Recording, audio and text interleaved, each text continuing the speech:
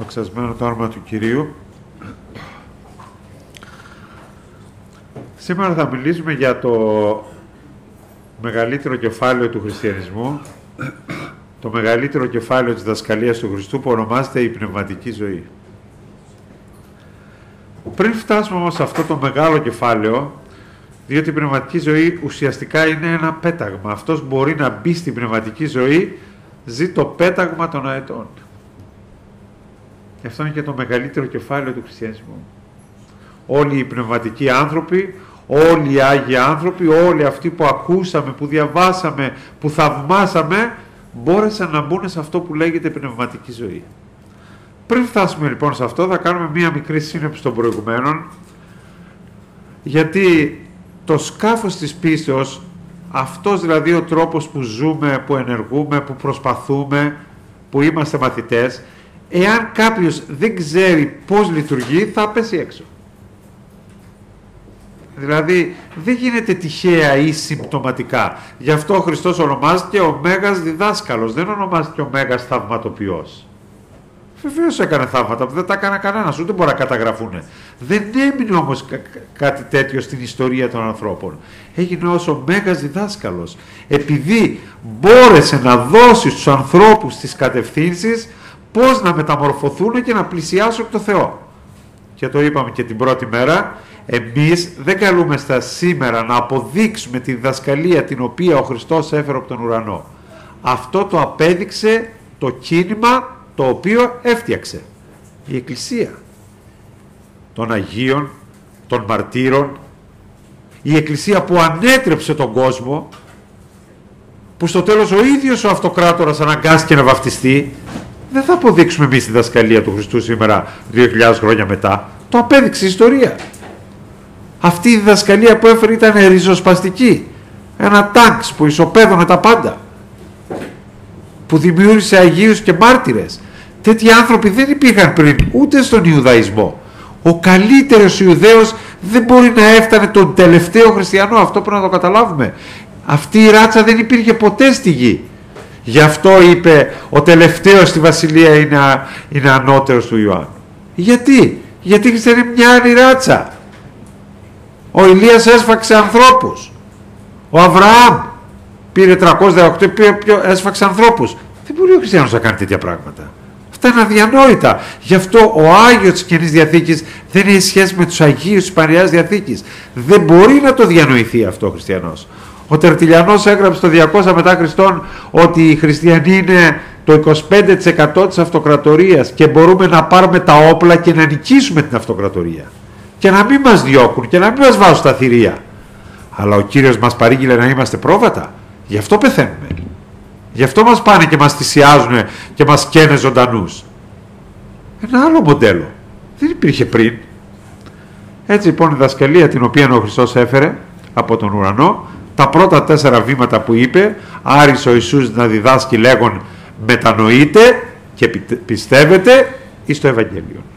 Το πρώτο λοιπόν πράγμα είναι το μετανοείτε. Η διαρκής και συνεχής μετάνοια.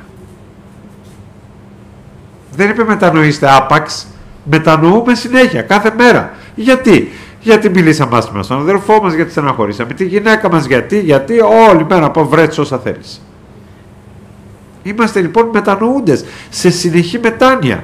Και έγινε ένα συνέδριο στη Θεσσαλία και ανέβηκε ένας επίσκοπος και είπε, αδερφοί, ζητώ συγγνώμη διότι έλεγα μερικά πράγματα που δεν είναι σωστά. Φέρει ότι θα θεραπευθούν όλοι. Δεν μπορεί να θεραπευθούν όλοι. Θεραπεύονται μόνο αυτοί που έχουν πίστη και αυτούς που ο Θεός θέλει. Και δεν ήταν σωστό αυτό που έλεγα. Μπορεί και να στεναχώρησα μερικούς, μπορεί να ήμουν σκληρός, μπορεί να ήμουν αδιάκριτος και θέλω να ζητήσω συγγνώμη από την Εκκλησία. Και τον έπιασαν οι άλλοι επίσκοποι. Τι είναι αυτά που λες, του λένε. Πρέπει να μεταφέρεις στο λαό ενθουσιασμό. Αυτό δεν θα λες τέτοια πράγματα ότι μετανοείς και ότι έκανες λάθος. Ναι, δηλαδή τι να τους παραμυθιάζουμε, να τους λέμε σλόγγαν. Και να γινόμαστε δεσποτάδες. Αυτό είναι τελικά. Στο τέλος καταντάμε στο δεσποτισμό. Γι' αυτό ο Χριστός έβαλε το όριο και σε αυτό ακριβώς. Γι' αυτό ο άνθρωπος είναι σε συνεχή μετάνοια. Ο άνθρωπος δεν μετανοεί, είναι ψυχικά άρρωστος, να το ξέρετε. Ο άνθρωπος που δεν αναθεωρεί και δεν λέει έκανα λάθος, δεν ενήργησα σωστά, δεν έπρεπε να το σκεφτώ έτσι, να το πω έτσι, σε όλη του τη ζωή είναι το Άγιο Πνεύμα και είναι λάθος, είναι ψυχικά άρρωστος. Γι' αυτό αυτά τα στοιχεία τα οποία δεν έσαι ο Χριστός δεν είναι λόγια. Δεν είναι να πει λόγια, δηλαδή φιλοσοφίες. Είπε πράγματα τα οποία φοβερά έχουν απόλυτη σχέση με τον άνθρωπο. Είπε δε στους μαθητές, γιατί το πρόβλημα ήξερε ότι θα υπάρχει, ότι εσείς, ο δε Ιησούς προσκαλέσας αυτούς είπε, εξέβρετε ότι οι άρχοντες των εθνών κατακυριεύουν αυτά. Ποιοι είναι οι άρχοντες των εθνών? Οι πρωθυπουργοί όλοι αυτοί. Και οι μεγάλοι κατεξουσιάζουν αυτά. Ποιοι είναι οι μεγάλοι? Αυτοί που έχουν λεφτά, που έχουν εξουσίες. Ούτως όμως δεν θέλει ίστεν ημίν, αλλά ώστις θέλει να γίνει μέγας εν ημίν, ας είναι διάκονος, λέει το κείμενο, υπηρέτης ημών, και ώστις θέλει να είναι πρώτος εν ημίν, ας είναι δούλος ημών. Καθώς ο Υιός του ανθρώπου ήρθε για να υπηρετήσει, όχι για να υπηρετηθεί, αλλά για να υπηρετήσει και να δώσει τη ζωή αυτού αντιπολών. Πώς δεν μετανοείς, αγαπητέ? Μα αν ήταν, γιατί φύγαμε από τους δεσποτάδες? Για να έρθουμε σε άλλους δεσποτάδες. Γι' αυτό είναι η συνεχή μετάνοια. Δεν είδες το παράδειγμα του Κυρίου? Δεν έπλυνε τα πόδια των ματών, δεν συγχώρησε τους σταυρωτές. Τι είναι αυτά που λες? Έτσι λοιπόν, το πρώτο βήμα είναι η συνεχής μετάνοια. Μετανοείτε. Το δεύτερο, και πιστεύετε στο Ευαγγέλιο. Το να πιστεύω στο Ευαγγέλιο δεν είναι ένα πείσμα, ούτε να σφίγγομαι πάρα πολύ και τα πιστεύω. Πιστεύω σημαίνει ότι αποκτώ κατανόηση. Γνωρίζω εις τι να επίστευστα, λέει ο Παύλος. Είναι θέμα μιας γνώσης την οποία τον ξέρω τον άνθρωπο και εγγυάμαι να του δω τις 1.000 ευρώ. Αυτό θα πει πιστεύω. Πίστης θα πει εμπιστοσύνη. Του έχω εμπιστοσύνη. Μα συμβαίνουν τόσα πολλά, ο Θεός δεν ενεργεί. Του έχω εμπιστοσύνη. Αυτό θα πει πιστεύω. Γι' αυτό και πολλές φορές που δειχθήκαμε ολιγόπιστοι, ενήργησε ο Κύριος και ζητήσαμε συγγνώμη. Και είπαμε, Κύριε, μας συγχωρείς. Είμαστε ολιγόπιστοι. Αυτή όμως η συνεχή σχέση με τον Θεό αυξάνει την πίστη σου, την εμπιστοσύνη δηλαδή, και λες, έχω εμπιστοσύνη. Είμαι πεπισμένος, λέει ο Παύλος, γι' αυτό ακριβώς τονίζει αυτό. Γιατί τον ξέρει. Έχει ζήσει τόσα πράγματα, πήγε να πνιγεί, θαλασσοπνιγεί, έκανε μέχρι την τελευταία στιγμή, βγήκε ο άγγελος, του είπε μη φοβού Παύλε, έχει ζήσει τόσα πολλά που το έχει εμπιστοσύνη. Βέβαια δεν λειτουργεί ο Θεός όπως θέλουμε. Να το ξέρουμε ότι ο Θεός είναι μηχάνημα. Έκανε εσύ το βράδυ προσευχή και το πρωί απάντησε. Αυτά είναι αφέλειες, δεν τα σκέφτεται κάποιος. Αυτό είναι πρόσωπο. Δεν είναι μηχάνημα. Είναι όπως μιλάς με τη μάνα σου, με τη γυναίκα σου, με ένα φίλο. Είναι πρόσωπο. Το οποίο πρέπει να το πείσεις. Το οποίο πρέπει να σιγουρευτεί. Δεν είναι τόσο εύκολο. Γι' αυτό έχουμε συνδιαλλαγή με ένα πρόσωπο. Έτσι λοιπόν, πιστεύω θα πει, αποκτώ εμπιστοσύνη μέσω της σωστής κατανοήσεως. Δεν είναι ένα πείδημα στο κενό. Πιστεύω πάρα πολύ. Δεν λέει τίποτα αυτό. Γι' αυτό ο Χριστός τους ολιγόπιστους, τους ευκολόπιστους δεν τους δέχεται. Γιατί ο Βολτέρος είπε, αυτός που πολύ εύκολα θα πιστέψει, πολύ εύκολα θα πιστήσει την άλλη μέρα. Πήγε λοιπόν ένας και του είπε, Κύριε, εσύ είσαι ο Υιός του Ισραήλ, σε ξέρω. Βρήκε ο Φίλιππος τον Ναθαναήλ και του είπε, πριν έρθει, σε είδα κάτω από τη σική. Εντυπωσιάστηκε. Εσύ ο Μεσσίας, εσένα περιμένουμε. Του είπε, επειδή σου είπα έτσι επίστεψες. Περίμενε και θα δεις τη δόξα του Θεού. Δεν του αρέσουν οι ευκολόπιστοι. Πρέπει να είσαι σίγουρος για αυτό το οποίο πιστεύεις. Λες, το πιστεύω και είμαι σίγουρος, γι' αυτό και γίνανε μάρτυρες. Δεν ήταν χαζοχαρούμενοι. Γνωρίζω εις τι να επίστευσα. Μετανοείτε λοιπόν και πιστεύετε στο Ευαγγέλιο, στη χαρούμενη είδη. Ο πιστεύσας και βαπτιστής στη συνέχεια αφιερώνει τη ζωή του στον Θεό με το βάπτισμα, το οποίο φοράει άσπρα, που σημαίνει, γι' αυτό φοράει ένα άσπρα στο βάπτισμα, το οποίο σημαίνει ότι από εκεί και πέρα θα αφιερώσει τη ζωή του στον Θεό και δεν θα μπλέξει τα έργα της αρκός. Αυτό ήταν το μεγάλο πρόβλημα στην αρχαία Εκκλησία, γι' αυτό και καθυστερούσαν το βάπτισμα. Έπρεπε να σιγουρευτεί ο άνθρωπος ότι άπαξ και βαπτιστεί εις άφεση αμαρτιών, που θα πει όλο το παρελθόν του θα του συγχωρηθεί, δεν θα μπλέξει, όχι θα γίνει αμάρτητος, πάμε μια φορά στην άλλη, δεν θα μπλέξει τα έργα της αρκός. Πορνεία, μοιχεία, σέβεια, δολατρία, φαρμακεία κλπ. Γιατί μετά είναι πολύ δύσκολο, θα ανατιναχτεί η σχέση στον αέρα. Μα θα πει ένα συγγνώμη, δεν γίνεται με ένα συγγνώμη. Μα θα πει και Κύριε, το αίμα του Ιησού Χριστού καθαρίζει μας από πας αμαρτίας. Από πας αμαρτίας υπό την έννοια των πτεσμάτων, όχι των εγκλημάτων. Γι' αυτό λέει, εάν περιπατούμενε το φωτί, το αίμα του Ιησού Χριστού καθαρίζει μας από πας αμαρτίας. Αν περιπατήσετε το φωτί, και φιλενάδες, εσύ τι περιπατήσετε το φωτί? Αυτό είναι πολύ δύσκολο πράγμα, γι' αυτό και τονίζουμε στην αρχαία Εκκλησία. Όταν κάποιος μετά το βάπτισμα έπεφτε στα έργα της αρκός, όχι δεν λέμε ότι χανόταν, πολύ δύσκολα μπορούσε να αποκατασταθεί. Έπρεπε να κάνει μια ειδική αφιέρωση, μετάνοια, συντριβή, πολλά πράγματα. Για να αποκτήσει πάλι αυτή τη σχέση με τον Θεό. Είναι σαν να σε εμπιστεύτηκες ένας και να τον εξαναγέλασες. Πολύ δύσκολα θα σε ξαναβάλει σπίτι του. Έτσι λοιπόν, αυτό το λέμε σχετικά με το βάπτισμα και λέμε κάθε φορά και τις παρενέργειες. Γιατί? Διότι το να βαφτιστεί κάποιος που είναι νήπιο, αυτό είπε ο Τερτουλιανός, είναι ένα μπανιάρισμα. Το να βαφτιστεί κάποιος μεγάλο συνειδητά και να νομίζει ότι θα βαφτιστεί και μπορεί να μπλέξει στα έργα της σαρκός μετά, είναι αφελία. Να μην το κάνει. Γι' αυτό και είναι δύσκολο το βάψιμο. Επειδή γίνεται άπαξ η σάφεση αμαρτιών, που σου συγχωρεί όλο το παρελθόν και αρχίζει από μηδέν. Σου ξεχρεώνει όλα τα δάνεια και τις κάρτες. Αν μπορεί να αρχίσει την άλλη μέρα τώρα τα ίδια, τότε τι είναι η χάρη? Μια σφουγγαρίστρα που ακολουθεί τη ζωή σου από πίσω και κοροϊδεύεις? Λες, θα αφιερωθώ και με τη χάρη του Θεού θα αγωνιστώ και είμαι σίγουρος. Αυτό είναι σχετικά με το βάψιμο. Ο πιστεύτας και βαπτιστής λοιπόν θέλει σωθεί. Στη συνέχεια είπε ο Πέτρος την ημέρα της Πεντηκοστής, βαπτιστείτε και θέλετε λάβει την δωρεά του Αγίου Πνεύματος, στην οποία δωρεά του Αγίου Πνεύματος γίνανε πάλι οι παρενέργειες. Ακούει ένας το λόγο και λαβαίνει το Άγιο Πνεύμα. Είπαν οι Ευαγγελικοί. Ο Λούθυρος, ο Καλβίνος.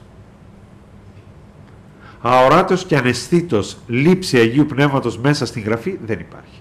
Ή μίλησαν γλώσσες, ή εσύστη ο τόπος, ή προφήτευσαν, δεν υπάρχει. Και αυτό πρώτος το διέγνωσε ο Σιμεών ο νέος θεολόγος. Αοράτος και αναισθήτως λήψη του Αγίου Πνεύματος δεν υπάρχει. Γι' αυτό και αυτά που κάνουν οι παπάδες που του λέει σφραγής δωρεάν Πνεύματος Αγίου και τον Μπασαλίφ εκεί πέρα, αυτά είναι παροδίες. Δεν ήρθε ο Χριστός εδώ πέρα να κοροϊδεύει τους ανθρώπους. Αυτό να το καταλάβουμε. Γι' αυτό και ακριβώς μου λέει η γυναίκα μου που πάει την Κυριακή το πρωί στη δουλειά 5,5 ώρα, που έρχονται τα πρώτα τρένα, να δεις, μου λέει, όλα αυτά τα παιδιά, χιλιάδες παιδιά, 15, 16, 17, 18 που γυρίζουν από τα μπαρ όλη νύχτα και περιμένει το πρωινό τρένο να πάνε σπίτι. Η ψυχή σου να πενθήσει. Όλοι βαφτισμένοι και μυρωμένοι αυτοί. Αυτά οδηγούν οι μυθολογίες. Αυτά είναι η μυθολογία. Ο Χριστός δεν ήταν σαν μια μυθολογία. Ο Χριστός εγγυήθηκε την μεταμόρφωση του ανθρώπου. Δεν μπορεί να γίνει έτσι μεταμόρφωση με μυθολογίες, επειδή τον βάψες συνήπιο και τον άλυψες με λάδι, αλλή μόνο. Να τα αποτελέσματα. Έτσι λοιπόν, ολοκληρώνει το πρώτος κύκλος, μετάνοια, πίστης, βάψιμα στο νερό και βάψιμα στο Άγιο Πνεύμα. Το οποίο ουσιαστικά αυτό το βάψιμα στο Άγιο Πνεύμα είναι ένα θεϊκό άγγιγμα που αγγίζει την ψυχή. Γι' αυτό και εκστασιάζεται. Δεν σημαίνει ότι θα γίνεις Άγιος, τα ξέρεις όλα. Είναι ένα θεϊκό άγγιγμα που σε βοηθάει. Αυτός λοιπόν είναι ο πρώτος κύκλος. Ο άνθρωπος, αφού ολοκληρώσει αυτόν τον κύκλο, λίγο ή πολύ, έρχεται μετά η χριστιανική ζωή, αυτό το οποίο λέει ενέμενον, στη διδαχή των Αποστόλων, στην ανίχνευση δηλαδή του θελήματος του Θεού. Αυτό θα πει ενέμενον στη διδαχή. Προσπαθούσαν να κατανοήσουν και να εφαρμόσουν. Στην κοινωνία μεταλλήλων, που είναι τα καλά έργα, που σημαίνει ότι μετέχει στη ζωή του άλλου, στις θλίψεις του, στις χαρές του. Δεν είναι κοινωνία μεταλλήλων, γεια σου, τι κάνεις, καλημέρα. Κοινωνία μεταλλήλων σημαίνει να μετέχει στις χαρές και στις θλίψεις του άλλου, στα προβλήματά του και στις ανάγκες του. Αυτό είναι ο χριστιανισμός. Στην κλάση του άρτου, που είναι η Θεία Χάρις που μεταδίδεται στον άνθρωπο με ένα ορατό σημείο, όπως τα μαντήλια του Παύλου. Τα μαντήλια του Παύλου είναι τα απλά μαντήλια, μετέδιδαν μία χάρη. Έτσι και η κοινωνία μεταδίδει μία χάρη για να βοηθήσει τον άνθρωπο να στερεωθεί. Και στις προσευχές, οι οποίες προσευχές ο άνθρωπος έχει τακτές προσευχές, ακολουθεί προσευχές, και επειδή στο ραδιόφωνο της Εκκλησίας Ελλάδος μας ρώτησαν πολύ τι είναι αυτή η αδιάλειπτη προσευχή, η αδιάλειπτη προσευχή είναι ένα μοντέλο που εμφανίστηκε το 2ο αιώνα, που οι χριστιανοί, για να μην μένει ο νους τους ακαρποφόρητος, να μην χαζεύεις δηλαδή την ώρα της δουλειάς, την ώρα που οδηγείς, την ώρα που ταξιδεύεις, επανελάβαν αυτή τη μικρή προσευχή που είναι η σύνοψη όλων αυτών που πήγαν στον Χριστό. Όλοι αυτοί που πήγαν του είπαν: Κύριε Ιησού, οδήγησέ με, ιέ του Δαβίδ ελέησέ με. Αυτή η σύνοψη λοιπόν όλων αυτών των ετοιμάτων βγάλανε μία μικρή προσευχή που λέγεται Κύριε Ιησού Χριστέ, ιέ του Θεού ελέησό με. Αυτό είναι όλο. Την οποία μπορείς να την επαναλαμβάνεις όταν είσαι κουρασμένος, όταν δεν μπορείς, έχεις όρεξη να προσευχθείς πριν κοιμηθείς, δεν είσαι καλά ψυχολογικά, είσαι στη δουλειά, πρόκειται να περάσεις ένα δικαστήριο. Είναι η δυνατότητα αυτή η επανάληψη να σε βοηθήσει η χάρις του Θεού να σε επισκεφτεί. Αυτό είναι η αδιάλειπτη προσευχή, επειδή μας ρωτάνε. Το οποίο το εισήγαγε πρώτο ο Απόστολος Παύλος. Αδιαλείπτως προσεύχεσαι, χωρίς διάλειμμα δηλαδή. Συνεχώς. Μετά από αυτό λοιπόν ο άνθρωπος μπαίνει στη χριστιανική ζωή. Η οποία χριστιανική ζωή χρειάζεται να φορέσει την πανοπλία του χριστιανού που είπαμε στο προηγούμενο μάθημα, επειδή ο χριστιανός βρίσκεται σε ένα συνεχή πόλεμο. Με τρία πράγματα. Με τον εαυτό του, με το σύστημα και με τον εχθρό. Αυτή είναι οι τρεις εχθροί του χριστιανού. ο εαυτός του. Ο πόλεμος κατά των παθών και των διαλογισμών. Συνεχής πόλεμος. Σε κατακλείζει. Των παθών. Άμα ξεκινήσει τώρα που είναι καλοκαίρι και πας στην πλάζ που είναι, ξέρω εγώ, όλες γυμνές εκεί πέρα, θα δεις τι θα πει ο πόλεμος κατά των παθών. Γι' αυτό και ο χριστιανός προσέχει. Δεν είναι θέμα θεολογίας. Αυτό που νομίζει μερικοί, ο χριστιανός δεν μπορεί να πάει στην πλάζ, ο χριστιανός δεν μπορεί να πάει, ξέρω εγώ, στα μπάνια. Γιατί δεν μπορεί να πάει? Γιατί έχει ζάχαρο, αγαπητέ μου. Γι' αυτό δεν μπορεί να πας. Και άμα έχει ζάχαρο εσύ και πας σε όλα τα ζαχαροπλαστεία, θα λιποθυμήσεις. Διότι έχουμε πρόβλημα. Τα πάθη δεν πεθαίνουν, υπνώτουν. Κοιμώνται δηλαδή, ναρκώνονται. Άμα πας σε όλες τις πλάζες, ξέρεις πώς θα γίνεις. Άρα και κάνεις πόλεμο κατά του εαυτού σου. Δεν είναι θεολογίες. Έχεις εσύ χολυστερίνη και γυρίζεις τη χασά σε όλα τα πιστοπολία. Δεν τρώει, δεν χρειάζεται να φας. Θα δεις τι θα πάθεις. Γι' αυτό ο χριστιανός πολεμάει, αγωνίζεται με αυτή την πανοπλία. Έτσι λοιπόν ο πρώτος πόλεμος είναι κατά του εαυτού μας. Γιατί ο εαυτός μας κατακλείζεται συνεχώς από σκέψεις, αρνητικές ή οτιδήποτε, και εσύ πρέπει να τις διώχνεις. Κακές, ολιγοπιστίας, πρέπει να κάνεις συνεχή πόλεμο κατά των σκέψεων και να διακόψεις τη ροή του διαλογισμού. Το έκανε ο Κύριος. Ιδών, λέει, των διαλογισμών αυτών, τι στάχα είναι ο μεγαλύτερος, πήρε ένα παιδί και το δώσε στη μέση. Και έκοψε τη ροή του διαλογισμού. Θα γίνετε σαν τα παιδιά, είπε. Όταν λοιπόν αρχίσει και αυτός μου έκανε αυτά, ναι, εγώ έκανα άλλα. Θα έρχει δεύτερο, μα εκείνος δεν σε χωνεύει. Ναι, και εγώ πρέπει να τον αγαπήσω. Δεν τον έχω αγαπήσει όσο πρέπει όμως. Γι' αυτό κόβεις τη ροή των διαλογισμών. Αυτός είναι ο πόλεμος κατά των διαλογισμών που κάνει ο άνθρωπος συνεχώς. Ο δεύτερος εχθρός, πέρα από τον εαυτό μας, είναι ο κόσμος, το οποίο σύστημα εξασκεί φοβερή γοητεία στον άνθρωπο και στους χριστιανούς, στους πάντες. Αυτά λέγονται τα στοιχεία του κόσμου. Τα στοιχεία του κόσμου. Άλλος δεν μπορεί να κοιμηθεί για ένα ωραίο γκαμπριολέ αυτοκίνητο. Για ένα ωραίο σπίτι. Πήγε του, είδε την κρεβατοκάμαρα του άλλου και δεν μπορεί να συνέρθει. Είδε ένα ωραίο ρούχο. Οι άνθρωποι είναι δυστυχισμένοι για αυτά. Και πολλοί χριστιανοί. Ο κόσμος εξασκεί φοβερή γοητεία, χωρίς να το καταλάβεις. Ο Γιεζή έγινε λεπρός για μια ωραία βαβυλωνιακή στολή. Δεν μπόρεσε να το υπερβεί.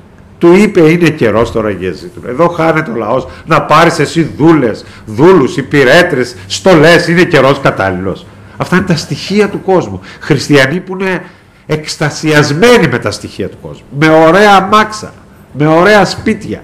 Τρελή και παλαβή, αυτό μόνο σου λέω. Αυτό σημαίνει ότι τα στοιχεία του κόσμου σε έχουν γοητεύσει. Τα οποία είναι ψέματα. Τα ωραία αμάξα του 80, άμα τα δεις ή του 70, θα γελάσει. Που οι άλλοι δεν μπορούσαν να κοιμηθούν. Ένα Mercedes. Πω, πήρε ένας γιατρός Mercedes. Άμα το δεις τώρα, λες, πώς γυρίζανε έτσι, τι αυτοκίνητα είναι αυτά. Κι όμως ο άλλος μπορεί να χάσει την ψυχή του για αυτή τη σαβούρα που βλέπεις εσύ τώρα. Όπως λέει ο Χρυσόστομος, έβγαινε ένας στην Κωνσταντινούπολη με ένα άσπρο άλογο, με χρυσά χάμπουρα και τον θαύμαζαν όλοι. Να είχα ένα τέτοιο άλογο. Τέτοια ωραία χρυσά χάμπουρα. Ξέρεις πώς χάσαν την ψυχή τους για αυτό το άλογο και τα χάμπουρα. Να το είχαν, να βγαίνουν κι αυτοί, να τους βλέπουν όλοι. Άμα στο χαρίσουν εσένα σήμερα, και τι να το κάνω, χριστιανέ μου. Πάρε το άλογο, πάρε και τα χάμπουρα και άσε το καλό. Αυτά είναι τα στοιχεία του κόσμου. Είναι μια βιτρίνα την οποία χρησιμοποιεί ο κόσμος για να σε εξαπατήσει. Γι' αυτό του έδειξε όλα τα βασίλεια. Πεσόρ θα με προσκυνήσεις. Και εκεί εξοργίστηκε ο Κύριος, είπαν οι πατέρες της Εκκλησίας. Γιατί τον πρόσβαλε. Θα πας τώρα σε έναν άγιο άνθρωπο να του πείσεις τέτοια. Για ωραία ρούχα και για ωραία μάξα. Τι είναι αυτά τώρα που λες. Γι' αυτό του λέω, πιστεύω πήγες να φύγε, δεν θέλω να μιλήσουμε άλλο. Ενοχλήθηκε.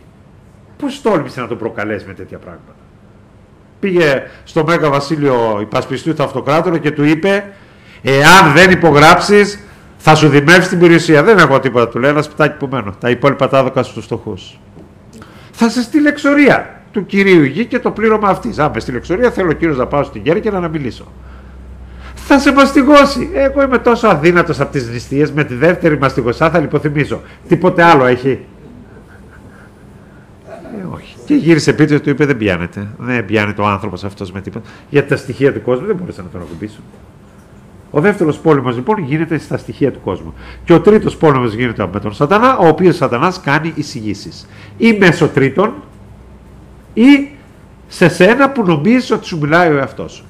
Και είπε λοιπόν ο Πέτρος, Κύριε γενναίου ήλαιο στον εαυτό σου, λυπήστον, σε παρακαλώ πάρα πολύ, μην πας στα Ιεροσόλυμα. Γύρισε και του είπε, πίσω πήγαινε Σατανά. Τι εισηγήσεις είναι αυτές που μου κάνεις? Τι προσπαθείς να πετύχεις? Γιατί ο Σατανάς κάνει εισηγήσεις. Έτσι λοιπόν είπαμε την πανοπλία του χριστιανού, που ο άνθρωπος το ξέρει αυτό και το πολεμάει. Κάθε λοιπόν αεροπλάνο που έρχεται και προσγειώνεται στο αεροδρόμιο του μυαλού σου, εσύ πρέπει να το καταρρίπτεις. Όταν το κάνεις θα φύγει. Γι' αυτό λέει επιμείνετε και ο διάβολος θέλει φύγει από εσάς. 1, 2, 5 δεν θα πει. Άμα το ξαναθεί πάλι το ίδιο θα του κάνεις. Σταμάτα. Μην μου λες τέτοια. Δεν με ενδιαφέρουν αυτά. Μα αυτός που έκανε τόσα, αν πρέπει κάποιον να καυχηθώ, είπε ο Παύλος, θα καυχηθώ στις αδυναμίες μου, στις ασθενείες μου. Θα πω τι έκανα εγώ. Σε θεραπεύεσαι. Δεν μπορεί να σου κάνει τίποτα. Τώρα ερχόμαστε στην πνευματική ζωή. Η πνευματική ζωή, την οποία αναφέρει ο Πέτρος σαν μία άνοδο σε μία σκάλα, παρουσιάζεται από τους πατέρες της Εκκλησίας ως η άνοδος σε ένα βουνό. Το παρουσίασαν αυτό γιατί ο Μωυσής ανέβηκε μόνος του στο όρο Σινά και στην κορυφή του όρους συνάντησε τον Θεό. Γιατί ο Ηλίας ανέβηκε μόνος του το όρος Κάρμηλο και στην κορυφή του όρους Κάρμηλο συνάντησε τον Κύριο. Αλλά και ο Κύριος στην κορυφή του όρους Φασγά, κατά την παράδοση, γιατί δεν μας έχει γραφεί το όνομα του όρους, που ανέβηκε της μεταμορφώσεως, εμφανίστηκε στην κορυφή του όρους και μεταμορφώθηκε. Η πνευματική λοιπόν ζωή παρουσιάζεται ως η ανάβαση σε ένα βουνό. Για να κάνει κάποιος αυτή την ανάβαση που θα τη διαβάσουμε, χρειάζονται 2 προϋποθέσεις. Δεν μπορεί να ανεβεί κάποιος αυτή την ανάβαση χωρίς αυτές τις βασικές προϋποθέσεις. Είναι σαν να θέλεις εσύ να πας να ανεβείς αύριο το βουνό, την Πάρνηθα, την Πεντέλη. Δεν μπορείς να ανεβείς, αγαπητέ μου, την Πεντέλη. Για να ανεβείς την Πεντέλη πρέπει να έχεις πλύνει τα πόδια σου, πρέπει να έχεις βάλει τάλκ μέσα στα παπούτσια σου, πρέπει να φορέσεις ειδικά παπούτσια, όπως στο στρατό όσοι πήγαν που κάνανε πορείες. Άμα ξεκινήσεις εσύ να πας πορεία όπως είσαι χωρίς, θα κοπούν τα πόδια σου, θα πας μεγάλη ζημιά. Εγώ δε ο έξυπνος, να πω και την αμαρτία μου, λέει αύριο θα πάμε πορεία από την Κόρνηθο, δεν θυμάμαι πού, 40 χιλιόμετρα. Εντάξει. Και θα πάρετε μόνο ένα παγούρι με νερό. Εντάξει. Τι λένε, μωρέ, τι νερό θα πάρω εγώ, ένα παγούρι με φραπέ. Θα τον όνουμε στον δρόμο, άτσα αυτούς να λένε. Πίνω την πρώτη γουλιά. Ωραία. Αυτοί πίνανε νερό, γιατί νερό είπα να πάρετε. Πίνω τη δεύτερη. Μετά από 1,5 ώρα, όχι άσπρισαν τα χείλια μου. Τι έπαθα. Κοράκιασα. Και εγώ που συχαινόμουν τόσο, έπεσα γονατιστός στο διπλανό και μου έδωσε να πιω από το παγούρι του. Και έγινα άνθρωπος. Αυτό το λέμε γιατί η πνευματική ζωή έχει προϋποθέσεις οι οποίες αν δεν τηρηθούν δεν μπορεί να επιτευχθεί. Η πνευματική ζωή λοιπόν είναι το πλησίασμα εις τον Θεό. Η πρώτη προϋπόθεση της πνευματικής ζωής είναι η ισορροπία. Γι' αυτό στην Γραφή παρουσιάζεται ως το πέταγμα των αετών. Εάν κάποιος δεν ξέρει αυτή τη βασική ισορροπία δεν μπορεί να πετάξει. Γι' αυτό οι αετοί που 10 ώρες παραμένουν εκεί πέρα εις δεις τα ντοκιμαντέρ, στις ταινίες και κοιτάνε κάτω, δεν κουνάνε τα χέρια τους. Άμα κουνάγανε συγγνώμη από τα φτερά τους 10 ώρες συνέχεια θα κάψοφείς. Απλώς έχουν μάθει να χρησιμοποιούν τα ρεύματα του αέρα. Τι είναι λοιπόν το πέταγμα των αετών? Είναι η ισορροπία στη χριστιανική ζωή. Δηλαδή, θέλει αφήσει ο άνθρωπος τον πατέρα αυτού και τη μητέρα αυτού και θα προσκοληθεί στη γυναίκα του. Αδερφέ, τώρα παντρεύτηκες, τελείωσε η οικογένειά σου. Τώρα είσαι παντρεμένος. Η μία φτερούγα. Προσέξτε η δεύτερη. Τίμα τον πατέρα σου και τη μητέρα σου. Και εσύ τώρα καλείσαι να ισορροπείς. Μεταξύ του να απομακρυνθείς και μεταξύ του να τιμάς. Γι' αυτό πρέπει να μάθεις να ισορροπείς. Δικαιοθέντες λοιπόν εκ πίστεως και οχι εξ εργονόμου. Τι δεν θα κάνουμε αδερφέ τα έργα τώρα. Έχουμε πίστη, άμα έχεις πίστη είναι δωρεάν η σωτηρία. Χρειάζεται εγώ τώρα να πάω σε ένα νοσοκομείο. Πίστη σαν εφέργων νεκρά εστι. Άρα δεν έχεις πίστη. Έχεις μόνο μία ιδεολογική εντύπωση μες στο μυαλό σου. Γιατί η πίστη δημιουργεί ένα έργο. Άμα πιστεύεις ότι αύριο θα γίνει σεισμός και θα γκρεμιστεί η Αθήνα, δεν κάθεσαι εδώ να συζητάς. Να τελειώσουμε γρήγορα, να πάμε σπίτι μας να δούμε τι θα γίνει. Η πίστη δημιουργεί ένα έργο. Άμα ξέρεις εσύ, ξέρω εγώ, ότι πρόκειται να συμβεί αυτό ή το Α ή το Β, δεν κάθεσαι εδώ να μιλάς. Η πίστη σε βάζει σε ενέργεια.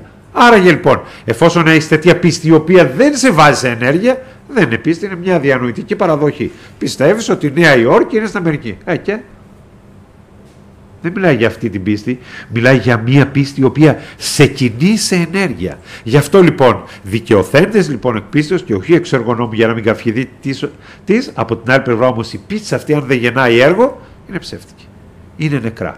Και σε όλη τη Γραφή υπάρχει σε όλα τα πράγματα η ισορροπία.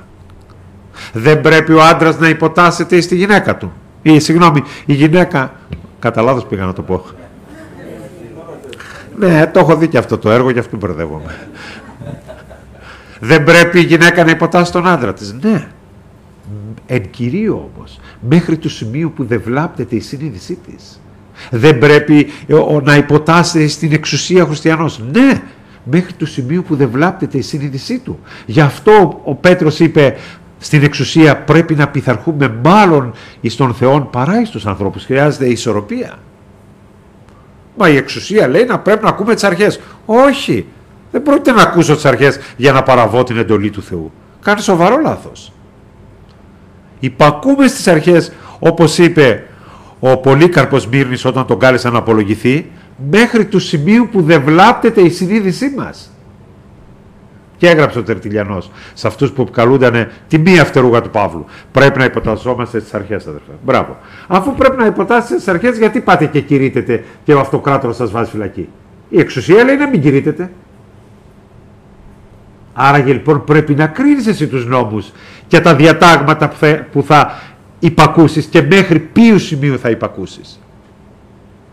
Η βασική λοιπόν ισορροπία είναι το βασικό στοιχείο. Η έλλειψη της ισορροπίας δεν μπορεί να σε κάνει να πετάξεις.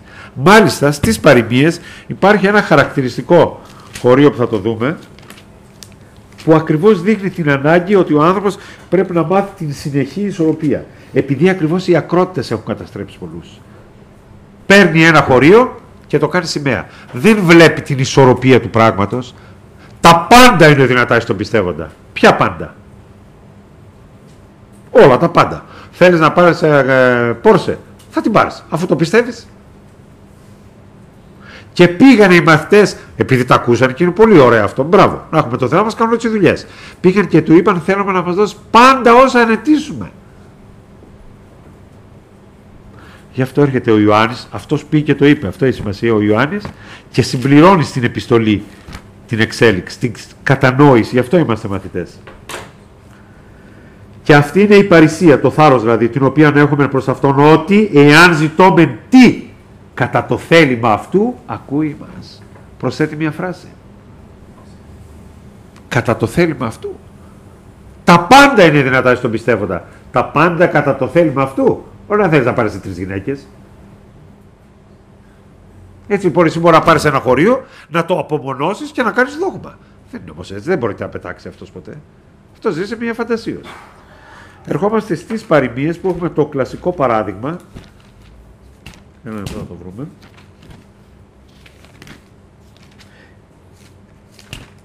Το οποίο συμφώνως με αυτό το παράδειγμα, η μία παροιμία αναιρεί την άλλη.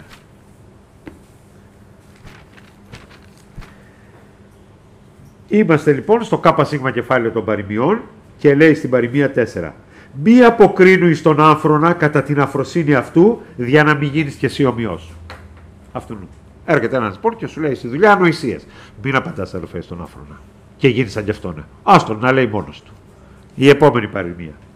Αποκρίνου εις τον άφρονα κατά την αφροσύνη αυτού, για να μην είναι σοφός στους οφθαλμούς. Όχι, απάντα του, να μην νομίζω ότι ξέρει. Τώρα τι από τα δύο θα κάνω? Αυτό είναι η ισορροπία. Πρέπει να εξετάσεις τη στιγμή και τον άνθρωπο. Εάν θα απαντήσεις ή δεν θα απαντήσεις. Αυτό είναι η εξορρόπηση. Ότι αυτός άφρονας, ναι, άφρονας, αλλά έκρινα ότι έπρεπε να του δώσω απάντηση. Ο άλλος άφρονας, αλλά έκρινα ότι δεν πρέπει να του πω τίποτα. Τι είναι αλήθεια, είπε ο Πιλάτος στον Χριστό, και δεν απήντησε σε αυτόν, δεν τον έκρινε άξιο να το απαντήσει. Ούτε να πιάσει συζήτηση μαζί του. Γι' αυτό ακριβώς ο άνθρωπος μαθαίνει να ισορροπεί. Δεν μπορεί κάποιος να μπει στην πνευματική ζωή χωρίς ισορροπία. Και το δεύτερο στοιχείο για να μπει κάποιος στην πνευματική ζωή είναι η απομάκρυνση από όλα αυτά τα ορατά που μας γίνονται εμπόδιο. Ο Απόστολος Παύλος είπε, σας αραβώνιασα με έναν άνδρα. Η Εκκλησία λοιπόν, οι αδερφοί, ο Παύλος ήταν ένας προξενητής που αραβώνιασε τους ανθρώπους με τον Χριστό. Όταν σε αυτό τον αραβώνα, στη σχέση μπουν οι άλλοι ανάμεσα, η σχέση αυτή θα καταστραφεί. Όπως έλεγε και ο αδερφός ο Λούις, να μην έρχονται κάθε λίγο κουμπάρα στο σπίτι, ο πατέρας στο σπίτι, η μάνα στο σπίτι, πρέπει να αφήσει το αντρόγενο μόνο του. Αυτή λοιπόν είναι η σχέση της ψυχής με τον Χριστό. Δεν μας αραβώνιασε με μία εκκλησία. Δεν μας αραβώνιασε με ένα βιβλίο. Μας αραβώνιασε με ένα πρόσωπο. Η εκκλησία είναι σύνολο ανθρώπων που από την εμπειρία τους και από τη γνώση τους θα σε βοηθήσουν να πλησιάσεις το πρόσωπο. Δεν μπορούν να το υποκαταστήσουν όμως. Αλλά εσύ παρασύρεις από τα βλεπόμενα. Τον Α, το Β. Γι' αυτό δεν μπορεί να μπει κάποιος στην πνευματική ζωή που παρασύρεται από τα βλεπόμενα και δεν είναι συγκεντρωμένο στον υφείο. Αυτή είναι η δεύτερη βασική προϋπόθεση της πνευματικής ζωής. Γι' αυτό λέει, ο πατέρας μου είπε ο Κύριος και πατέρας σας. Δεν είπε ο πατέρας μας. Γιατί? Γιατί έχει προσωπική σχέση μοναδική με τον Θεό. Λες η γυναίκα μου. Ο πατέρας μου και πατέρας σας είπε. Γιατί αυτός είχε μία μοναδική σχέση. Γι' αυτό χρησιμοποιεί αυτή την αντωνυμία. Έρχεται λοιπόν αυτά τα εξωτερικά στοιχεία να αποκόψουν τον άνθρωπο από τη σχέση με τον Χριστό. Όσοι τις αγαπάει, είπε, πατέρα, μητέρα, αδελφόν, υπέρ εμού, δεν είναι αξιός μου. Και ποιον θα αγαπήσει πιο πολύ, τους Ορθοδόξους, τους Πεντηκοστιανούς, τους Καθολικούς? Μουρλός είσαι. Δεν σου επιστρέπει τα παιδιά σου να αγαπήσει περισσότερο από αυτόν. Γι' αυτό δεν πρέπει να μπαίνουν πρόσκομα σε αυτή τη σχέση οι υπόλοιποι. Οι κουμπάροι.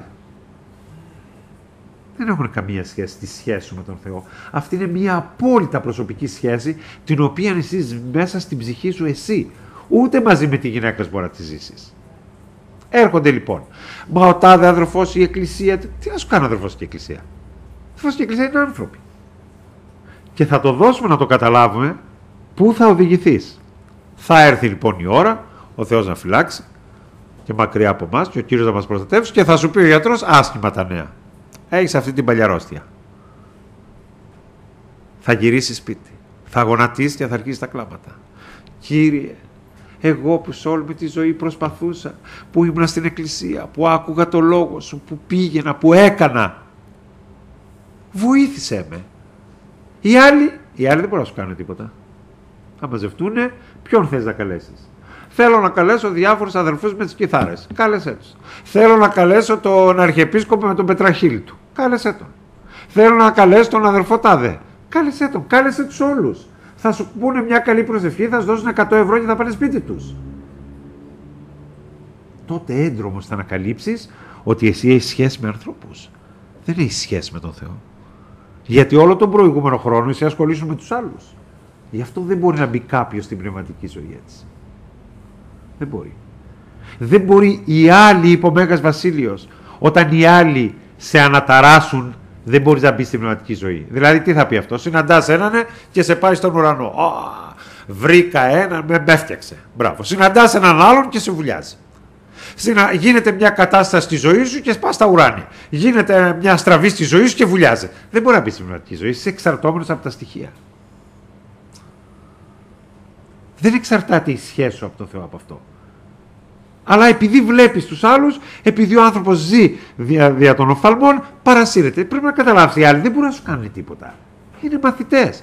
Μα οι επίσκοποι και οι επίσκοποι δεν μπορούν να σου κάνουν τίποτα. Και 100 επίσκοποι σαν εμένα, είπε ο Χρυσόστομος, αν μαζευτούμε και νηστέψουμε και προσευχηθούμε επί 3 μέρες, αμφιβάλλω αν θα πετύχουμε κάτι που πέτυχαν τα μαντήλια του Παύλου. Άμα δεν θέλει ο Κύριος. Και τότε έντρομος θα πάει να πιάσει μια σχέση εσύ που τόσα χρόνια δεν την έχεις φτιάξει. Δεν είπες, Κύριε, μήπως σε στεναχώρησα? Κύριε, γιατί δεν σε αγαπάω? Κύριε, γιατί δεν ήμουν όπως είμαστε κάποτε? Κύριε, τι έφτεξα και πρέπει να διορθώσω? Είναι προσωπική σχέση, δεν είναι συλλογική.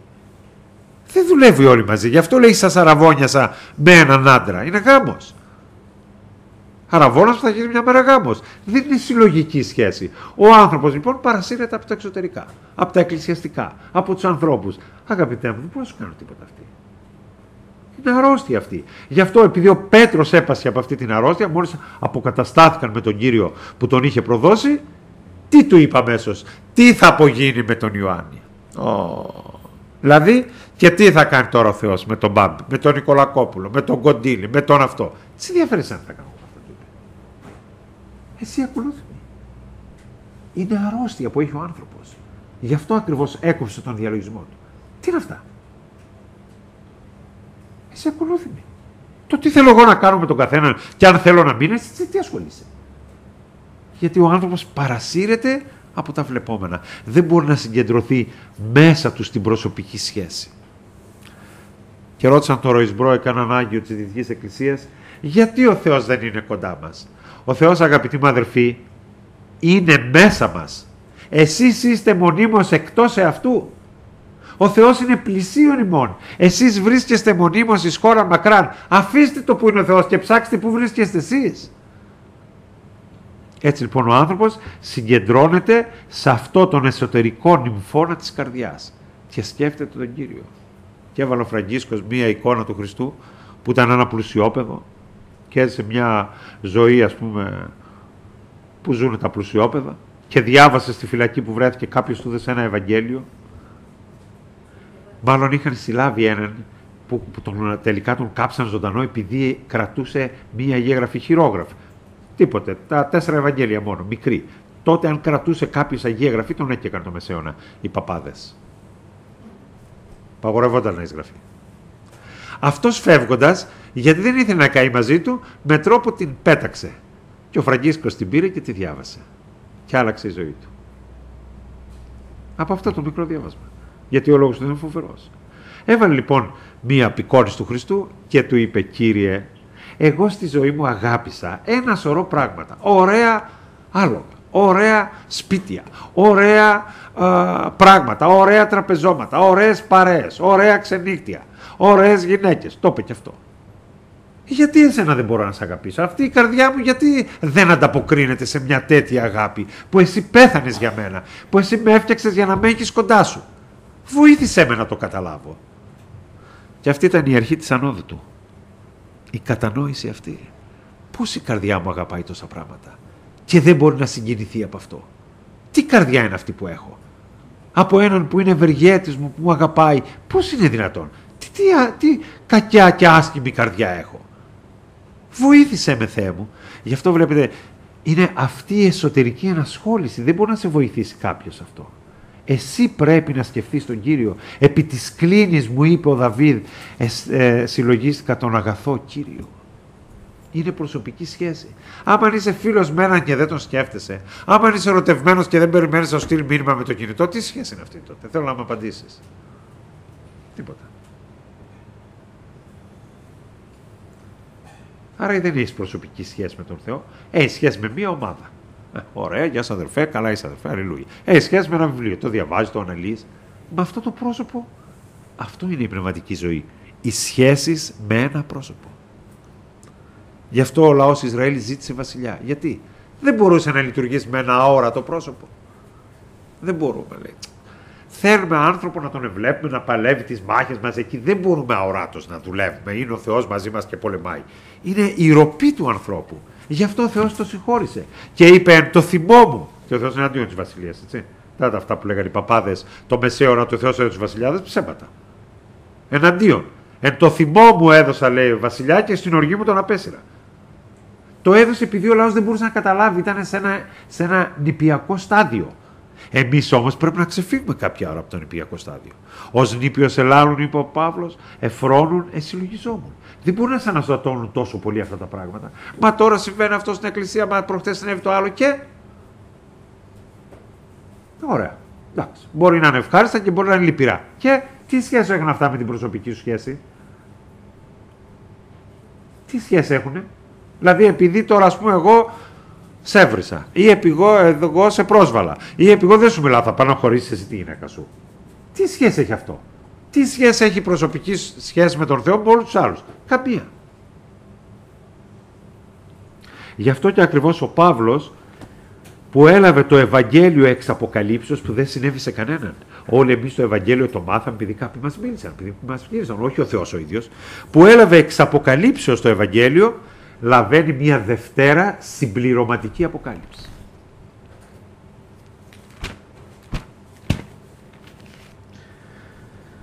Διότι ουδέ εγώ παρέλαβαν αυτό το Ευαγγέλιο παρά ανθρώπων, ούτε διδάχτην, αλλά δια αποκαλύψεως Ιησού Χριστού. Αυτός λοιπόν που έχει λάβει το Ευαγγέλιο κατευθείαν από τον Χριστό, λαβαίνει μια δεύτερη συμπληρωματική αποκάλυψη. Ανέβην δε κατά αποκάλυψη και παρέστησα προς αυτούς το Ευαγγέλιο το οποίο κηρύττω. Γιατί δεν μπορεί να καταργήσει το θεσμό της Εκκλησίας. Πάει λοιπόν στους αδερφούς, τους παλαιότερους και λέει: αδερφοί, κηρύττω όλα αυτά. Είναι εντάξει? Σωστά του είπαν οι Απόστολοι. Προσέξτε όμως τι λέει. Περί δε των νομιζομένων ότι είναι τι, των 12 Αποστόλων δηλαδή, οποίοι ποτέ κι αν ήσαν ουδόλως φροντίζω. Ο Θεός δεν βλέπει εις πρόσωπον ανθρώπου, διότι οι σεμαίοι επισημότεροι δεν προσέθεσαν ουδέν περισσότερο. Τι θα πει αυτό? Έχει προσωπική σχέση. Δεν μπορούν να του κάνουν τίποτα οι άλλοι. Τους σέβεται. Τους εκτιμάει. Είναι αρχαιότεροι από αυτόν. Πρέπει να πάνε να του πούνε χείρα δεξιάς. Αλλά δεν μπορούν να έχουν. Αυτός έχει σχέση με τον Χριστό. Τι θα του κάνουν οι άλλοι? Μα οι Απόστολοι. Δεν βλέπεις τα Ευαγγέλια, δεν το έχεις διαβάσει τις επιστολές. Αρχίζει από τον Ιησού Χριστό και τελειώνει με τον Ιησού Χριστό. Για δεν λέει τίποτα άλλο. Η πατρίδα του είναι υποκατοχή. Οι Ρωμαίοι κάνανε εγκλήματα. Ο Σαμαράς έγινε πρωθυπουργός. Ο Τσίπρας έγινε πρωθυπουργός. Για δεν λέει τίποτα γι' αυτά. Δεν υπήρχαν προβλήματα τότε. Δεν υπήρχαν δουλείες. Δεν υπήρχε καταπίεση. Δεν υπήρχε φοβερά πράγματα. Ή δεν λέει. Δεν τους ενδιαφέρει, αγαπητοί μου αδελφοί. Αυτό πρέπει να καταλάβετε. Αυτοί είναι ερωτευμένοι με ένα πρόσωπο. Γι' αυτό σε όλη την επιστολή δεν λέει τίποτα άλλο. Δεν λέει ποτέ για κανέναν. Στέλνει ένα τυχαίο χαιρετισμό και λέει: σας στέλνει χαιρετισμό ο Βαρνάβας. Τίποτα άλλο. Δεν ασχολούνται με τους άλλους. Δεν μπορούν οι άλλοι να σε βοηθήσουν. Και το φοβερότερο, το αγαπητικό πρόσωπο ενοχλείται να ασχολείσαι με τους άλλους. Δεν θέλει. Θέλει να ασχολείσαι μαζί σου. Έχοντας λοιπόν τα στοιχεία της ισορροπίας και του γεγονότος ότι έχεις να κάνεις με ένα πρόσωπο, αμέσως μετά μπορείς να ανεβείς στα σκαλιά αυτή της πνευματικής ζωής. Θα τα πούμε εντάχει. Γι' αυτό λοιπόν, καταβάλλοντες πάσα σπουδή, κάντε το πρώτο μέλημα. Αυτό θα πει καταβάλλοντες πάσα σπουδή. Κάντε το πρώτο μέλημα. Προσθέσατε στην πίστη σας το γεγονός ότι πιστέψατε, βαπτιστήκατε, είστε μαθητές, φοράτε την πανοπλία, αυτά που είπαμε προηγουμένως. Γι' αυτό κάναμε όλη αυτή την εισαγωγή. Προσθέτε λοιπόν τώρα στην πίστη σας την αρετή. Το να γίνετε δηλαδή καλοί άνθρωποι. Ποια είναι η ενάρετος γυνή? Αυτή που σκόνεται από το πρωί, που προσέχει τον άντρα του, του μαγειρεύει, του κάνει, άμα διαβάσετε τις παροιμίες εκεί πέρα, λέει τι είναι ενάρετο. Αυτός που έχει αρετές. Γιατί ο χριστιανός το πρώτο πράγμα που είναι ένας καλός άνθρωπος. Οι καλοί άνθρωποι είναι χριστιανοί? Όχι. Υπάρχουν πολλοί καλοί άνθρωποι που δεν είναι χριστιανοί. Οι χριστιανοί όμως είναι υποχρεωτικά καλοί άνθρωποι. Προσθέστε λοιπόν στην πίστη σας την αρετή. Στην αρετή τη γνώση. Τη γνώση. Εδώ η γνώση φυσική. Πώς θα προσθέσουμε τη γνώση? Πάλι πρέπει να μάθεις την ισορροπία. Δεν αναφέρεται στη γνώση τη θεολογική. Μπορείς να πας στο Αριστοτέλειο Πανεπιστήμιο, στο Πικέρμι να τη μάθεις. Δεν αναφέρεται σε αυτή τη γνώση. Αναφέρεται στην μυστική και ειδική γνώση που έχουν οι Άγιοι να πλησιάζουν τον Θεό. Αυτή τη γνώση προσπαθούμε να μάθουμε. Γι' αυτό μελετάμε. Γι' αυτό συζητάμε. Το πώς μεταμορφωνόμεθα, το πώς πλησιάζουμε. Αυτή είναι η ειδική γνώση. Δεν είναι η θεολογική γνώση. Θεολόγοι γίνανε πολλοί. Και φοβεροί και τρομεροί. Τον Θεό δεν τον πλησίασαν όμως. Και καλά έργα κάνανε πολλοί. Τον Θεό δεν τον πλησίασαν. Και νηστείες κάνανε πολλοί και προσευχές. Τον Θεό δεν τον πλησίασαν όμως. Δεν είναι μηχανισμός. Κάθε μέρα θα νηστεύω και θα πλησιάσω. Δεν γίνεται αυτό. Είναι πρόσωπο. Δεν θα πιστεί τόσο εύκολα με το να στέλνεις εσύ κάθε απόγευμα λουλούδια. Θα τη στέλνω κάθε απόγευμα λουλούδια και θα πει το ναι. Άμα ήταν τόσο εύκολο θα το είχαν πετύχει όλοι που είναι ερωτευμένοι. Δεν συμβαίνει κάτι τέτοιο. Είναι πρόσωπο. Γι' αυτό είπε ο Μέγας Αντώνιος: είδα πολλούς που πήγαν στη μακρινή έρημο και αφιερώθηκαν και προσευχήθηκαν και γίνανε σκελεστοί από την νηστεία και την προσευχή. Αλλά την παρουσία του Θεού δεν την πέτυχαν. Δεν είναι κάτι τόσο εύκολο. Είναι συνδυασμός πολλών πραγμάτων. Είναι μια σύνθεση, αυτό πρέπει να το ξέρεις. Δεν είναι ένα απλό πράγμα. Θα κάνω αυτό και θα βγει αυτό. Είναι μια σύνθεση. Όπως το Ευαγγέλιο είναι μια σύνθεση. Παύλος, πίστης, το πρώτο που υπερτονίζει. Η εμπιστοσύνη και η κατανόηση προς τον Θεό. Ιάκωβος, τα έργα. Ιωάννης δεν αναφέρει ποτέ τη λέξη πίστη. Αγάπη. Και τώρα τι θα κάνουμε, τον Παύλο θα ακολουθούμε, τον Ιάκωβο θα ακολουθούμε ή τον Ιωάννη θα ακολουθούμε? Θα κάνουμε σύνθεση. Πίστης, Παύλος. Διαγάπης, Ιωάννης. Ενεργουμένη, Ιάκωβος. Και θα το γυρίζουμε γύρω-γύρω. Είναι προϊόν σύνθεσης. Δεν είναι τόσο απλό. Γι' αυτό ακριβώς η σύνθεση αυτή είναι η ειδική γνώση των Αγίων, η οποία είναι γραμμένη στις παροιμίες και λέει: ο Αγούρ, είμαι ο αφρονέστερος των ανθρώπων, φρόνηση ανθρώπου δεν υπάρχει εν εμή, και δεν έμαθα τη σοφία, ούτε εξεύρω τη γνώση των Αγίων. Τι είναι αυτή, βρε παιδί μου, η γνώση των Αγίων? Ο τρόπος του να μιλάνε με τον Θεό. Ο τρόπος του να συνεννοούνται μαζί του. Αυτό προσπαθούμε να μάθουμε. Ο τρόπος του να τον αγαπάνε και να απομακρύνονται από όλα τα άλλα. Και στην Ιώπη, λοιπόν, μια αδερφούλα που έραβε εκεί ρουχαλάκια, πέθανε. Και κάλεσαν τον Πέτρο. Άμα καλούσανε τον Ιερώνυμο, τον Αρχιεπίσκοπο, τον Λούι, τον Πατσαούρα, τον Τζανακλίδη, όλους τους κήρυκες, τι θα κάνανε? Μία καλή κηδεία. Ο Πέτρος όμως μπορούσε να μπει στην παρουσία του Θεού, γι' αυτό κάλεσαν. Και τη σήκωσε. Και κάνανε και ένα σοου, βγάλαν τα ρουχαλάκια και λέει: μας βοηθούσε, σε παρακαλούμε. Και τι να σας κάνουμε τώρα, να την αναστήσουμε, τι θέλετε? Αυτός έχει τη θαυμαστή γνώση των Αγίων, γι' αυτό το λέμε, για να καταλάβεις, σε πολύ μεγάλο βαθμό. Τον καλούν να κάνει κηδεία. Έτσι λοιπόν, όταν λέει προσθέστε εις την αρετή τη γνώση, δεν μιλάει για μία θεολογική γνώση. Πολλοί θεολόγοι και μεγάλοι και φοβεροί και γράψαν τον Θεό μας, δεν τον πλησίασαν, δεν τον γνώρισαν. Ούτε καν είχαν υπόψη τίποτα για όλα αυτά. Γι' αυτό αυτή η γνώση που μιλάει είναι η θαυμαστή γνώση των Αγίων. Είναι η ειδική γνώση, την οποία προσπαθούμε να μελετήσουμε, να ανιχνεύσουμε, να δούμε πώς ευαρέσαν τον Θεό. Γιατί τους απαντούσε, πώς πέτυχαν. Αυτό προσπαθούμε να μελετήσουμε. Γιατί ο Παύλος λέει: μέχρι ταύτης της ώρας γυμνητεύομεν, πεινόμεν, διψόμεν. Πεινάνε και διψάνε οι Απόστολοι που έχουν το κινητό του Θεού, που σηκώνουν πεθαμένους. Τι είναι αυτό τώρα το απίστευτο?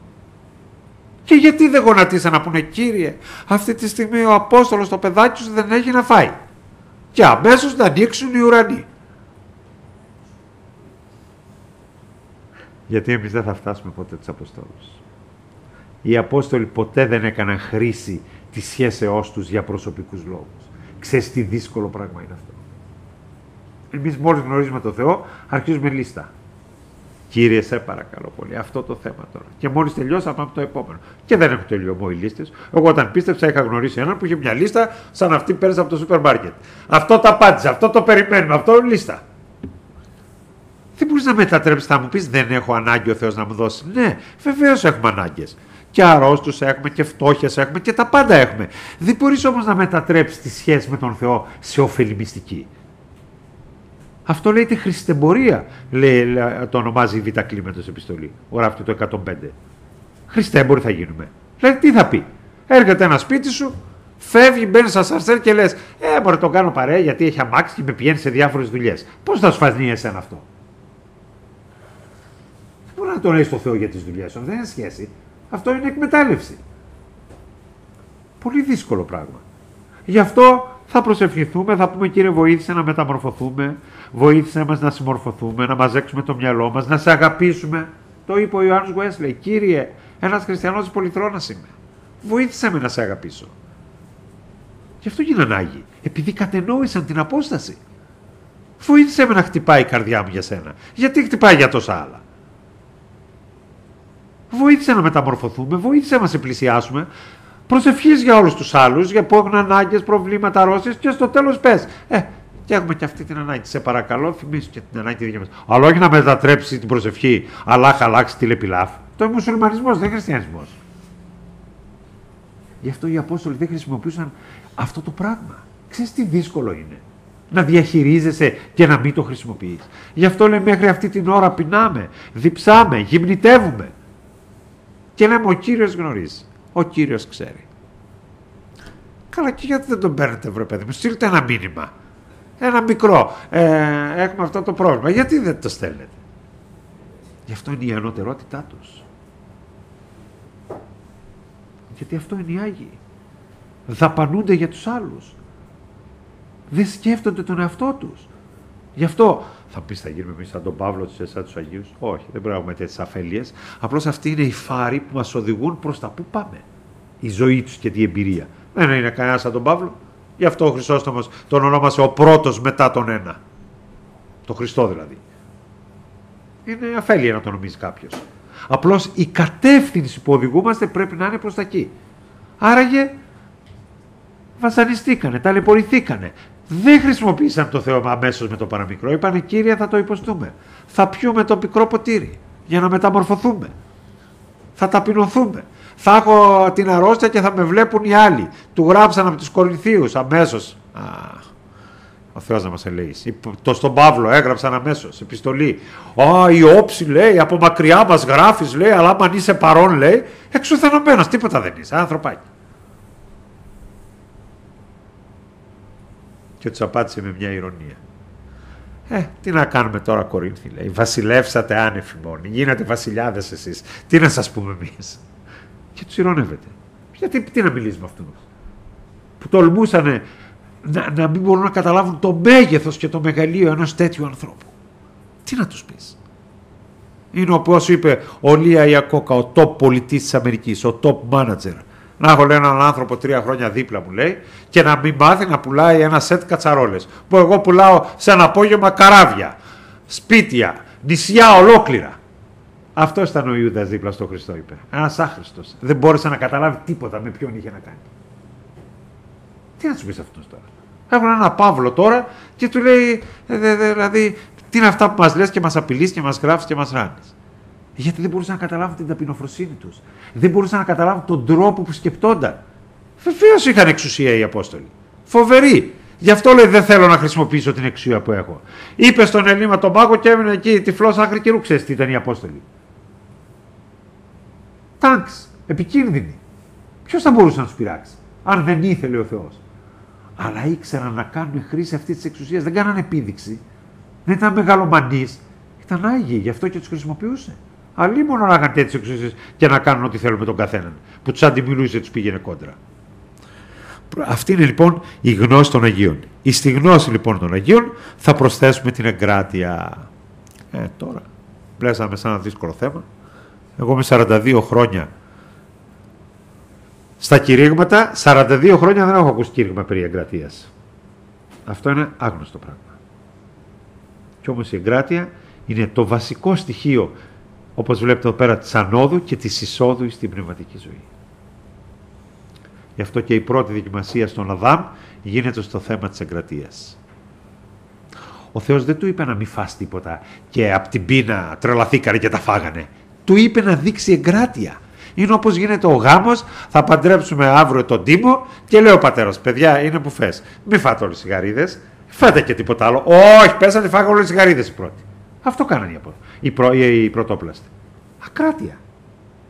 Έρχεται ο δεύτερος Αδάμ και δοκιμάζεται πάλι σε αυτό. Κάνε χρήση, του λέει ο Σατανάς, της γνωριμίας σου με τον Θεό. Δεν είσαι παιδί του Θεού. Δεν έχει σχέση με τον Θεό προσωπική. Ναι.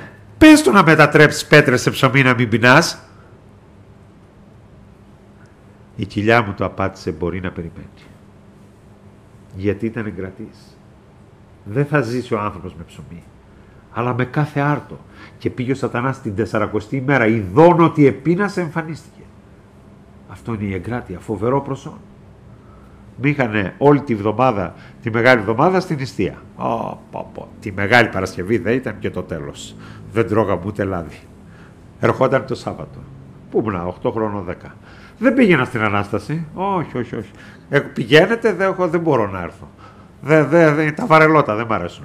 Έβαζα μπροστά τη μαγειρίτσα, καθάριζα τα αυγά, τυρί, ψωμιά, έτοιμος. Έλεγα δεν μπορεί όλες. Είχε 40 εκκλησίες η Λευκάδα, δεν μπορεί. Κάποια θα χτυπήσει πρώτη οι καμπάνες. Παράξιωσουν όλες μαζί, αποκλείεται. Άκου λοιπόν, μπαμ την πρώτη. Αυτό είναι, άρχισα να τρώμε. Για να μην χάσω. Αυτό είναι η έλλειψη εγκρατείας. Αυτό το είπε, δεν χρειάζεται. Γιατί είχε μάθει να ζει στην εγκράτεια. Γι' αυτό λέω οι Άγιοι είναι αδύνατοι, δεν το κατάλαβες. Δεν τους έχεις δει που τους ζωγραφίζουν οι άνθρωποι, είδες κανένα Άγιο να γυρίζει με αυτά. Διότι ήταν αφιερωμένοι στην εγκράτεια. Και το φαγητό είναι το πρώτο στοιχείο εγκρατείας. Γιατί? Γιατί είναι η άσκηση που επαναλαμβάνεται 4 φορές την ημέρα. Αν μπορέσεις επάνω σε αυτή την άσκηση, θα προχωρήσεις.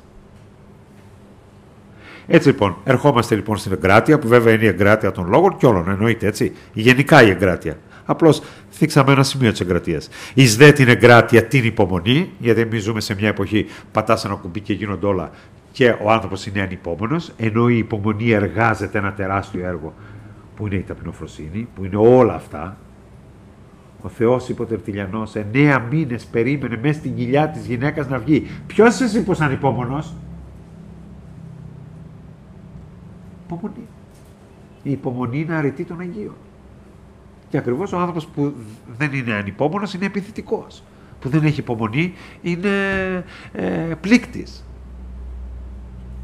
Ενώ η υπομονή έχει το στοιχείο αυτό. Θα κάνεις υπομονή. Κάνει ο Θεός με σένα. Γιατί δεν θα κάνεις υπομονή?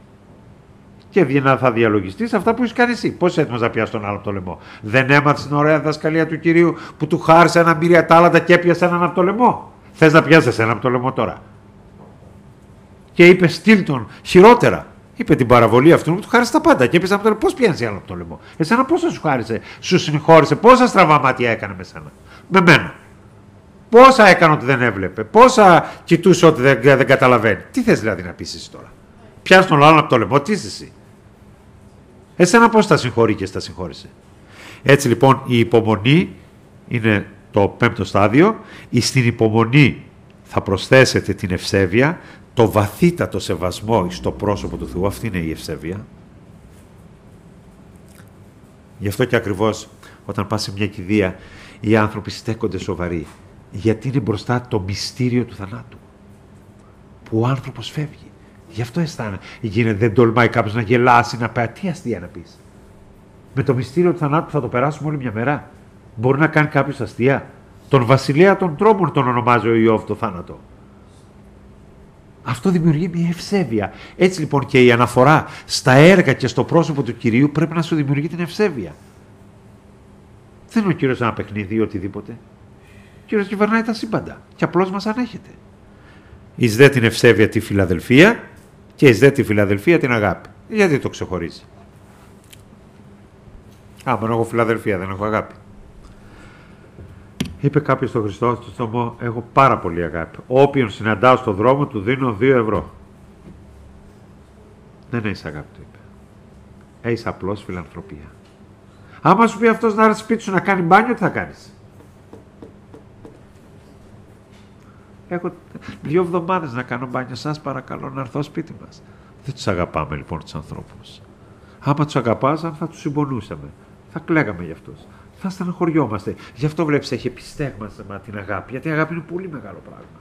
Να αγαπείς τον άλλον. Πρέπει να πενθήσεις, να θυσιαστείς για τον άλλον. Δεν είναι απλώς να πεις μια απλή κουβέντα. Γι' αυτό βάζει πριν τη φιλαδελφία.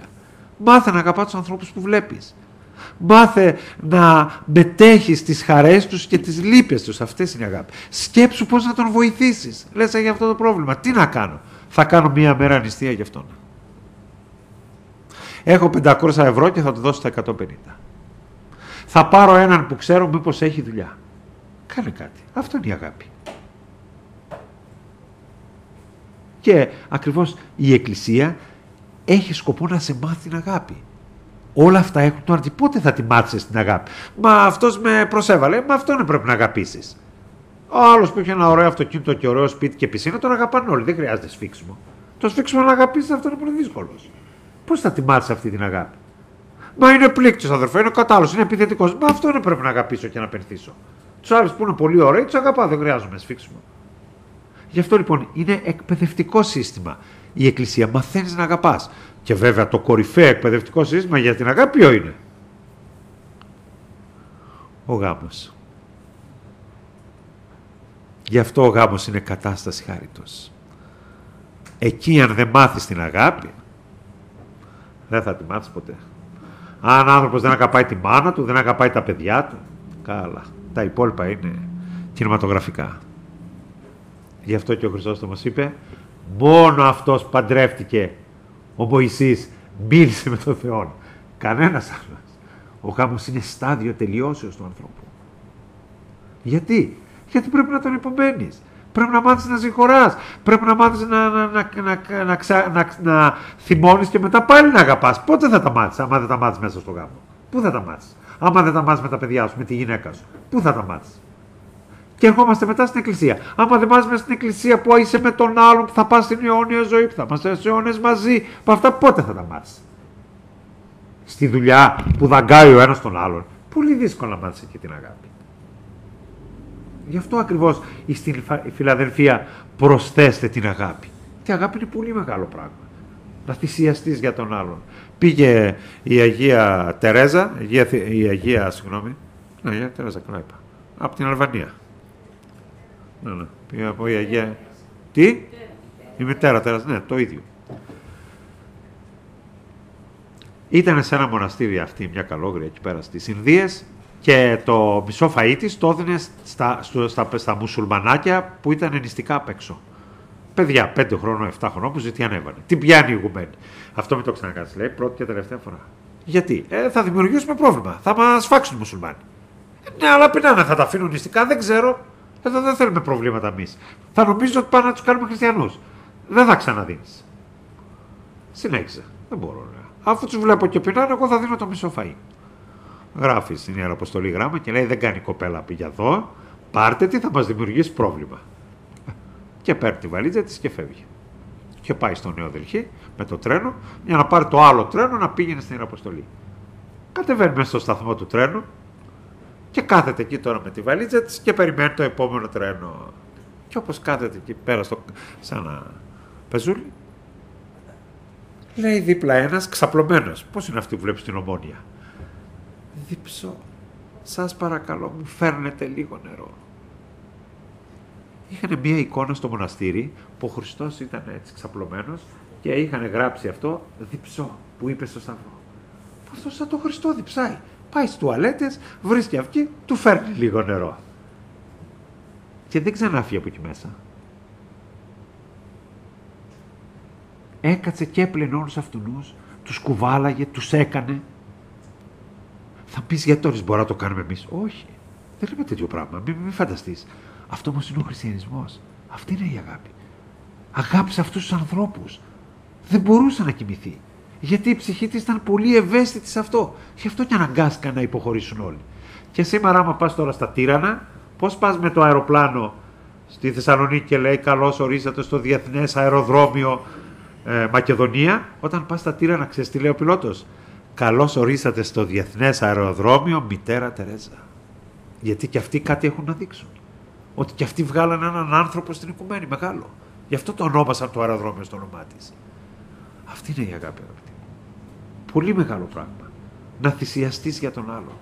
Να πενθήσεις για τον άλλο. Γι' αυτό το έχει την κορυφή. Πολύ δύσκολο να φτάσει κάποιος εκεί πέρα. Μαθαίνουμε τα πιο μικρά.